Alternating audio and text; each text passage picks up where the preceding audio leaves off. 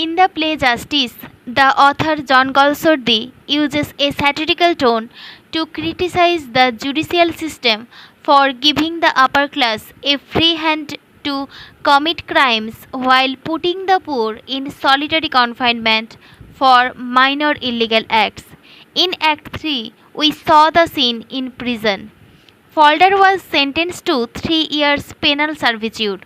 Coxon visited Falder's prison asking if Ruth might be allowed to see prisoner but received no sympathy. Let's start Act 4. The scene is again Coxon's room at a few minutes to 10 of a March morning 2 years later. The doors are all open. Swindle, now blessed with a sprouting moustache, is getting the offices ready. He arranges papers on Coxon's table, then goes to a covered washstand, raises the lid, and looks at himself in the mirror. While he is gazing his fill, Ruth Honeywell comes in through the outer office and stands in the doorway. There seems a kind of exultation and excitement behind her habitual impassivity. Swindle, suddenly seeing her and dropping the lid of the washstand with a bang. Hello, it's you. Ruth, yes. Swindle, there is only me here. They don't waste their time hurrying down in the morning. Why, it must be 2 years since we had the pleasure of seeing you. What have you been doing with yourself? Ruth, living. Swindle, if you want to see him, he points to Coxon's chair. He will be here directly. Never misses. Not much. I hope our friend is back from the country. His time has been up these 3 months, if I remember. Ruth nods. I was awful sorry about that. The governor made a mistake, if you ask me. Ruth, he did. Swindle, he ought to have given him a chance, and I say, the judge ought to have let him go after that. They have forgot what human nature is like. Ruth gives him a honeyed smile. Swindle, they come down on you like a cartload of bricks, flatten you out, and when you don't swell up again, they complain of it. I know them, seen a lot of that sort of thing in my time. He shakes his head in the plenitude of wisdom. Why, only the other day the governor. But Coxon has come in through the outer office, brisk with east wind and decidedly grayer. Coxon, drawing off his coat and gloves. Why, it's you?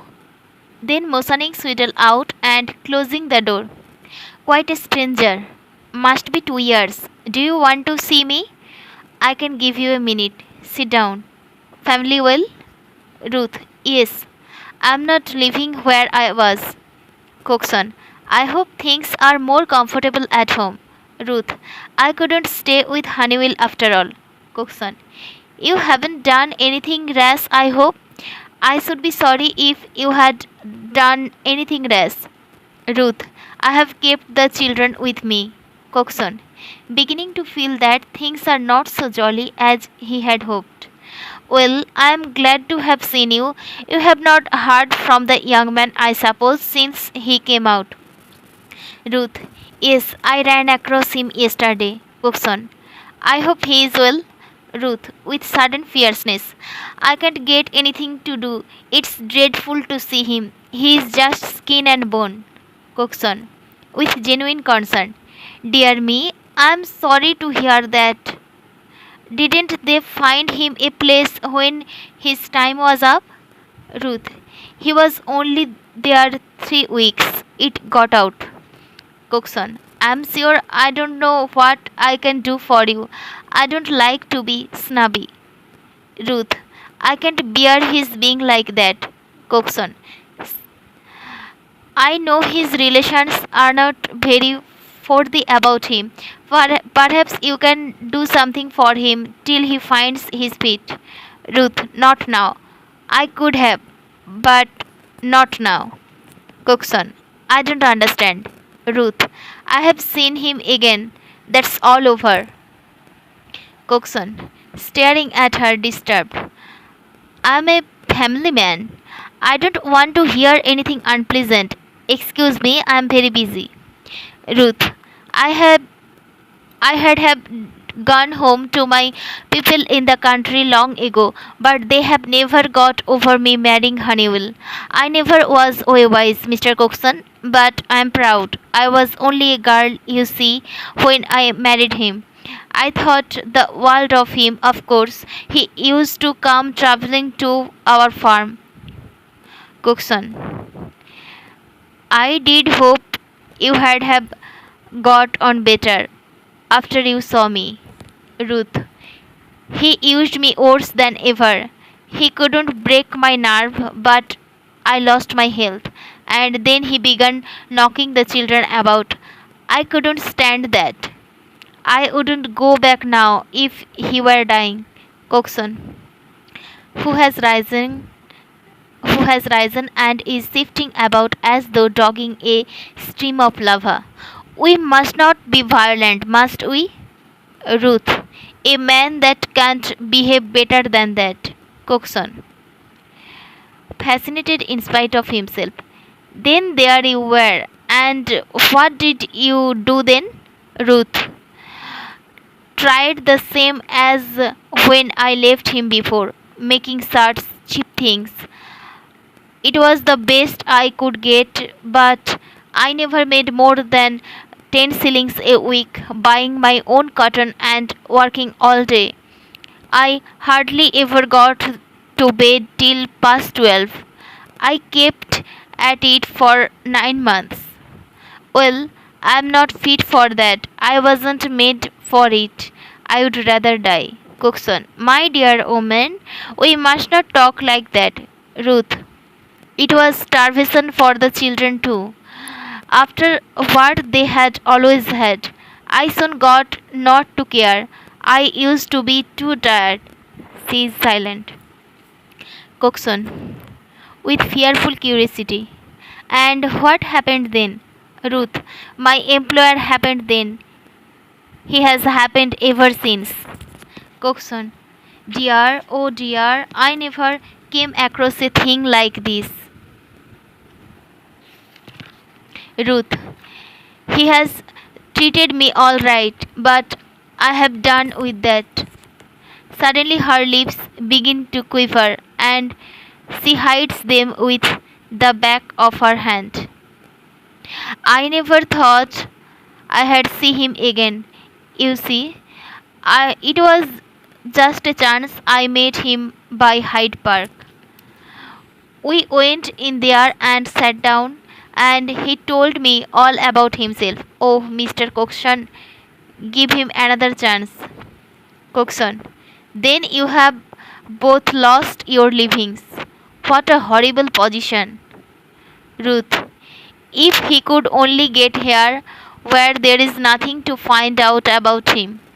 Coxon, we can't have anything derogative to the farm. Ruth, I have no one else to go to. Coxon, I will speak to the partners, but I don't think they will take him. Under the circumstances, I don't really. Ruth, he came with me. He is down there in the street. Coxon, he shouldn't have done that until he has sent for. Then softening at the look on her face. We have got a vacancy as it happens, but I can't promise anything. Ruth, it would be the saving of him. Coxon, well, I will do what I can, but I'm not sanguine. Now tell him that I don't want him here till I see how things are. Leave your address. 83 Malinger Street. He notes it on blotting paper. Good morning. Ruth, thank you. She moves towards the door, turns as if to speak but does not, and goes away. Coxon, wiping his head and forehead with a large white cotton handkerchief. What a business. Then looking amongst his papers, he sounds his bell. Sweedle answers it. Coxon. Was that young Richards coming here today after the clerk's place? Swindle. Yes. Coxon. Well, keep him in the air. I don't want to see him yet. Swindle. What shall I tell him, sir? Coxon.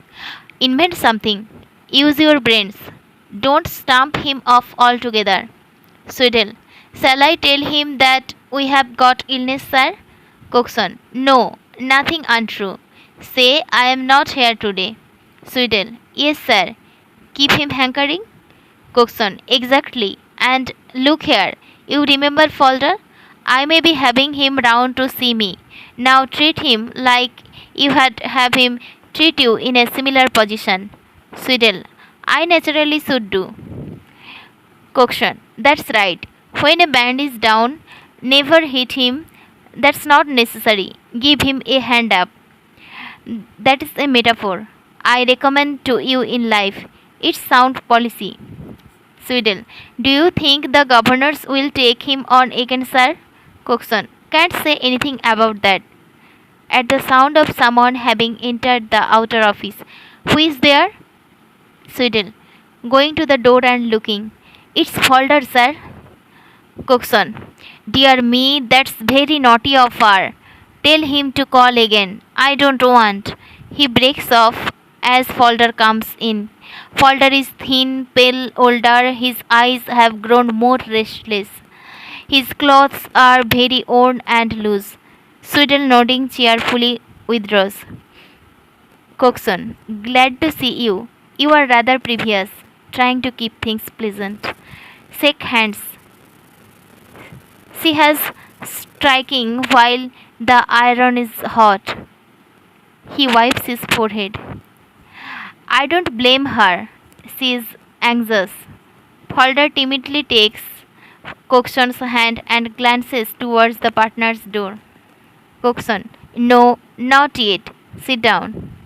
Falder sits in the chair at the side of Coxon's table, on which he places his cap. Now you are here, I would like you to give me a little account of yourself. Looking at him over his spectacles. How is your health? Falder. I am alive, Mr. Coxon. Coxon. I am glad to hear that. About this matter, I don't like doing anything out of ordinary. It's not my habit. I am a plain man. I want everything smooth and straight. But I promised your friend to speak to the partners and I always keep my word. Falder. I just want a chance, Mr. Coxon. I have paid for that job 1,000 times and more. I have, sir. No one knows. They say I weighed more when I came out than when I went in. They couldn't weigh me here. He touches his head. Or here. He touches his heart and gives a sort of laugh. Till last night I had thought there was nothing in here at all. Coxon. You have not got heart disease? Falder. Oh, they passed me sound enough. Coxon. But they got you a place, didn't they? Falder. Yes, very good people. Knew all about it. Very kind to me. I thought I was going to get on first rate. But one day, all of a sudden, the other clerks got wind of it. I couldn't stick it, Mr. Coxon. I couldn't, sir. Coxon. Easy, my dear fellow, easy. Falder. I had one small job after that, but it didn't last. Coxon. How was that? Falder. It's no good deceiving you, Mr. Coxon. The fact is, I seem to be struggling against a thing that is all round me. I can't explain it. It's as if I was in a net. As fast as I cut it here, it grows up there. I didn't act as I ought to have. About references. But what are you to do? You must have them. And that made me afraid. And I left. In fact, I'm afraid all the time now. He bows his head and leans dejectedly silent over the table. Coxon. I feel for you. I do really. Are not your sisters going to do anything for you? Falder. One is in consumption and the other. Coxon. Yes. She told me her husband wasn't quite pleased with you. Falder. When I went there, they were at supper. My sister wanted to give me a kiss, I know. But he just looked at her and said, "What have you come for?" Well, I pocketed my pride and I said, "Are not you going to give me your hand, Jim?" "She is, I know," I said. "Look here," he said. "That's all very well, but we had better come to an understanding. I have been expecting you and I have made up my mind. I will give you £25 to go to Canada with." "I see," I said. "Good riddance." "No, thanks. Keep your £25. Friendship is a queer thing when you have been where I have." Coxon. "I understand. Will you take the £25 from me?" Flustered as Falder regards him with a queer smile, quite without prejudice. "I meant it kindly." Falder.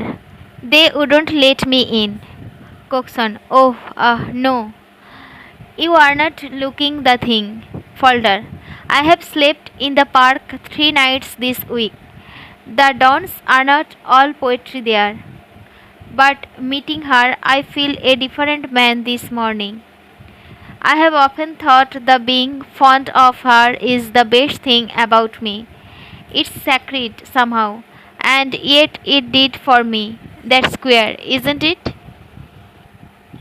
Coxon. "I am sure we are all very sorry for you." Falder. "That's what I have found, Mr. Coxon. Awfully sorry for me." With quiet bitterness. "But it doesn't do to associate with criminals." Coxon. Come, come. It's no use calling yourself names. That never did a man any good. Put a face on it." Falder. "It's easy enough to put a face on it, sir, when you are independent. Try it when you are down like me. They talk about giving you your dessert. Well, I think I have had just a bit over." Coxon. "I hope they haven't made a socialist of you." Falder is suddenly still, as if brooding over his past self. He utters a peculiar laugh. Coxon. "You must give them credit for the best intentions. Really, you must. Nobody wishes you harm, I am sure." Falder. "I believe that, Mr. Coxon. Nobody wishes you harm, but they down you all the same." This feeling, he stares round him as though at something closing in. "It's crushing me. I know it is." Coxon. "There is nothing there. We must try and take it quiet. I am sure I have often had you in my prayers. Now leave it to me. I will use my gumption and take them when they are jolly." As he speaks, the two partners come in. Coxon. Rather disconcerted, but trying to put them all at ease. "I didn't expect you quite so soon. I have just been having a talk with this young man. I think you will remember him." James. With a grave, keen look. "Quite well. How are you, Falder?" Walter. Holding out his hand almost timidly. "Very glad to see you again, Falder." Falder, who has recovered his self-control, takes the hand. "Thank you, sir." Coxon. "Just a word, Mr. James." To Falder, pointing to the clerk's office. "You might go in there a minute. You know your way. Our junior won't be coming this morning. His wife has just had a little family." Falder goes uncertainly out into the clerk's office. Coxon, confidentially. "I'm bound to tell you all about it. He is quite penitent, but there is a prejudice against him." And you are not seeing him to advantage this morning. He is undernourished. It is very trying to go without your dinner. James, is that so, Coxon? Coxon, I wanted to ask you. He has had his lesson. Now we know all about him, and we want a clerk. There is a young fellow applying, but I am keeping him in the air. James, a gaul bird in the office, Coxon? I don't see it. Walter, the rolling of the chariot wheels of justice. I have never got that out of my head. James, I have nothing to reproach myself with in this affair. What has he been doing since he came out? Coxon, he has had one or two places, but he has not kept them. He is sensitive, quite natural. Seems so fancy everybody is down on him. James, bad sign. Don't like the fellow. Never did from the first. Weak character is written all over him. Walter, I think we owe him a leg up. James, he brought it all on himself. Walter, the doctrine of full responsibility does not quite hold in these days. James, rather grimly, you will find it safer to hold it for all that, my boy. Walter, for oneself, yes, not for other people. Thanks. James, well, I don't want to be hard. Coxon, I am glad to hear you say that. He seems to see something, spreading his arms round him. That isn't healthy. James, what about that woman he was mixed up with? I saw someone uncommonly like her outside as we came in. Coxon, that, well, I can't keep anything from you. He has met her. James, is she with her husband? Coxon, no. James, Falder living with her, I suppose. Coxon, desperately trying to retain the newfound jollity. I don't know that of my own knowledge. That isn't my business. James, it is our business if we are going to engage him, Coxon. Coxon, reluctantly, I ought to tell you perhaps. I have had the party here this morning. James, I thought so. To Walter, no, my dear boy, it won't do. Too saddy altogether. Coxon, the two things together make it very awkward for you, I see that. Walter, tentatively, I don't quite know what we have to do with his private life. James, no, no, he must make a clean sheet of it, or he can't come here. Walter, poor devil. Coxon, will you have him in? And as James nods, I think I can get him to see reason. James, you can leave that to me, Coxon.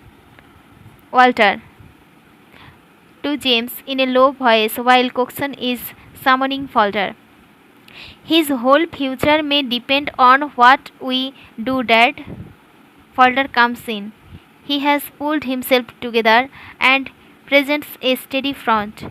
James, now look here, Falder, my son, and I want to give you another chance.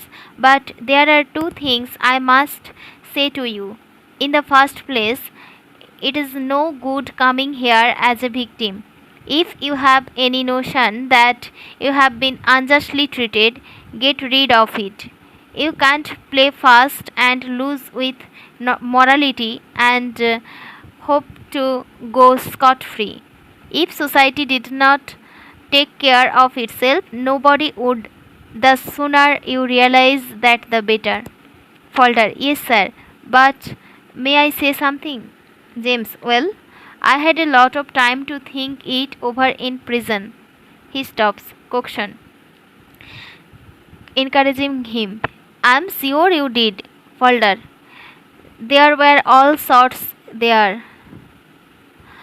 And what I mean, sir, is that if we had been treated differently the first time and put under somebody that could look after us a bit and not put in prison, not a quarter of us would ever have got there. James, I am afraid I have very grave doubts of that. Falder, with a gleam of malice. Yes, sir, so I found. James, my good fellow, don't forget that you began it. Falder, I never wanted to do wrong. James, perhaps not, but you did. Falder, with all the bitterness of his past suffering. It's knocked me out of time. That is, I mean, I'm not what I was. James, this is not encouraging for us, Falder. Coxon, he is putting it awkwardly, Mr. James. Falder, throwing over his caution from the intensity of his feeling. I mean it, Mr. Coxon. James, now lay aside all those thoughts, Falder, and look to the future. Falder, yes, sir, but you don't understand what prison is. It's here it gets you. He grips his chest. Coxon, in a whisper to James, I told you he wanted nourishment.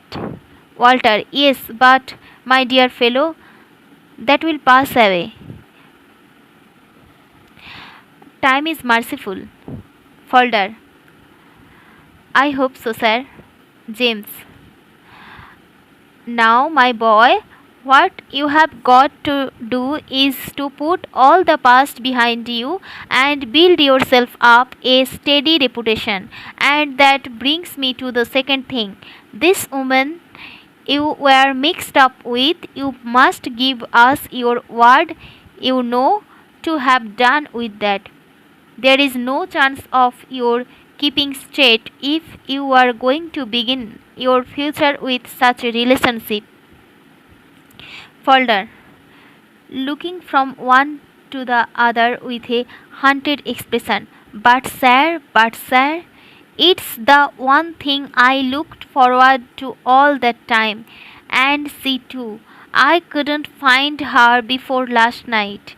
During this, and what follows, Coxon becomes more and more uneasy. James, this is painful, Falder, but you must see for yourself that it's impossible for a firm like this to close its eyes to everything. Give us this proof of your resolve to keep straight, and you can come back, not otherwise. Falder, after staring at James, suddenly stiffens himself. I couldn't give her up. I couldn't. Oh, sir, I am all she has got to look to.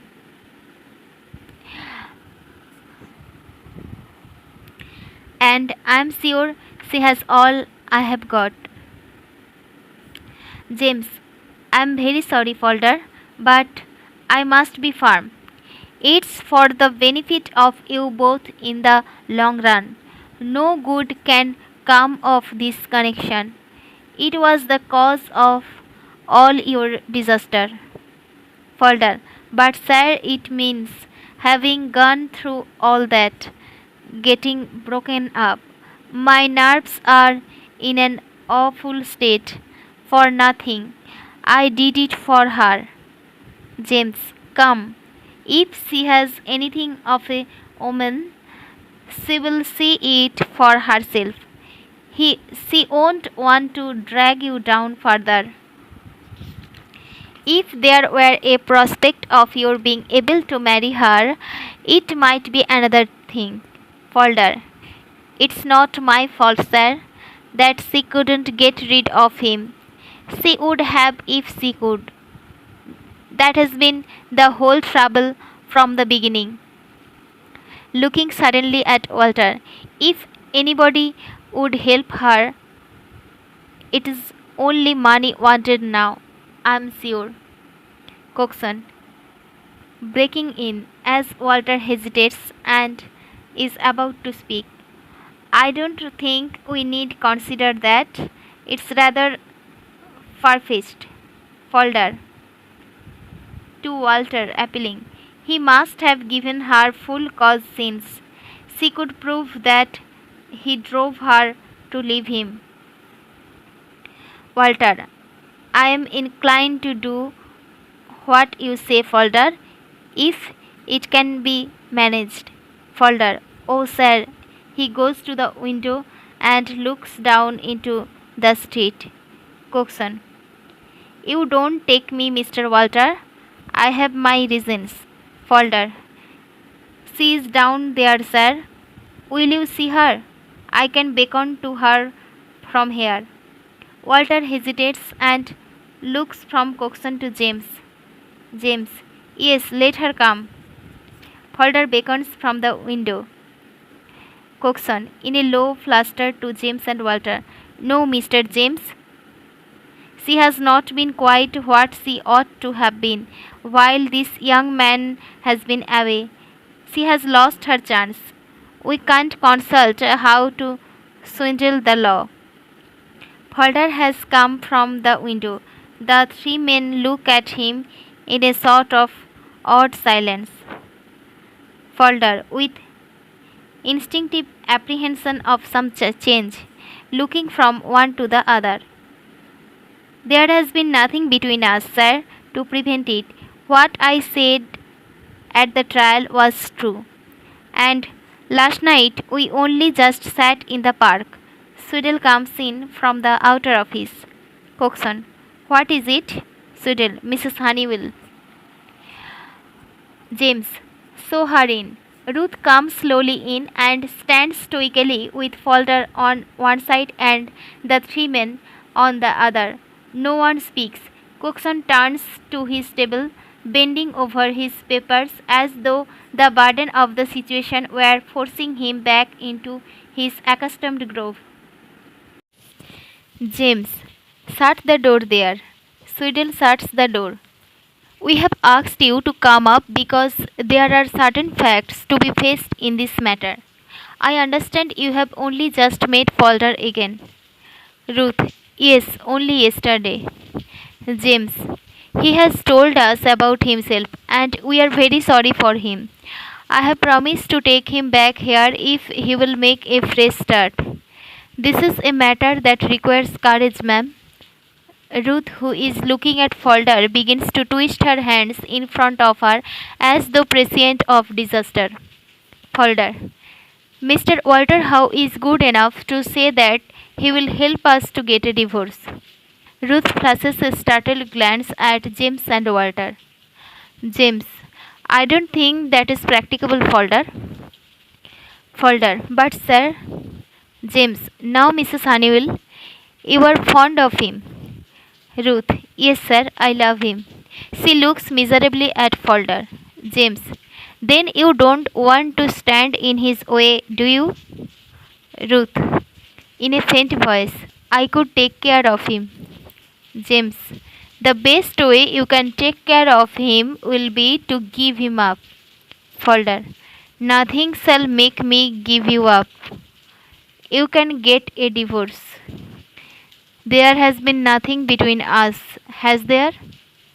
Ruth, mournfully shaking her head without looking at him. No. Falder, we will keep apart till it's over, sir. If you will only help us, we promise. James, you see the thing plainly, don't you? You see what I mean? Ruth, yes. Coxon, to himself. There is a dear woman. James, the situation is impossible. Ruth, must I, sir? James, I put it to you, ma'am. His future is in your hands. Ruth, I want to do the best for him. James, that's right, that's right. Falder, I don't understand. You are not going to give me up after all this. There is something staring forward to James. Sir, I swear solemnly there has been nothing between us. James, I believe you, Falder. Come, my lad, be as plucky as she is. Falder, just now you were going to help us. He stares at Ruth, who is standing absolutely still. His face and hands twist and quiver as the truth dawns on him. What is it? You have not been. Walter, father. James, there.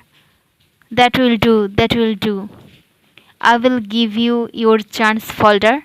Don't let me know what you do with yourselves, that's all. Falder. Ruth. Ruth looks at him, and Falder covers his face with his hands. There is silence. Coxon. The other door, the other door. Wister opens the clerk's door. Ruth's voice is heard. Oh, do. And Falder's. I can't. There is a little pause.